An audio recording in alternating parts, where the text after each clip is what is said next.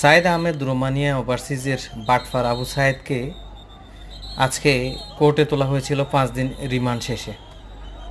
অবশেষে আজকে আবার ফলটন থানা থেকে তাকে কোর্টে নেওয়ার পরে 5 দিন রিমান্ড শেষে আবার 2 দিনের রিমান্ড দেওয়া হয়েছে।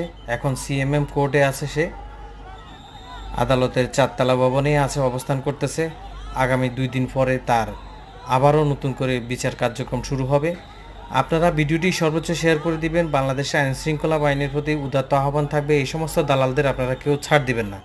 কারণ এই একটা দালাল শত শত মায়ের, শত শত স্বাভাবিক ছেলেদের লক্ষ কোটি টাকা হাতিয়ে নিয়ে সবাইকে নিঃস্ব করে দিয়েছে। আপনাদের কাছে উদাত্ত আহ্বান থাকবে, আমার দেশের আইন শৃঙ্খলা বাহিনী কোনোভাবে এই সমস্ত দালাল যেন রক্ষা না পায়, আপনারা সেই দিকে সুদৃষ্টি রাখবেন। আর আপনারা যারা যারা ভুক্তভোগী আছেন অবশ্যই ভিডিওটি সর্বোচ্চ শেয়ার করে দিবেন এবং চ্যানেলটি সাবস্ক্রাইব করবেন নতুন খবর পাওয়ার জন্য। আবু সায়েদ রোমানিয়া আবারও 2 দিন রিমান্ডে আছে। ধন্যবাদ।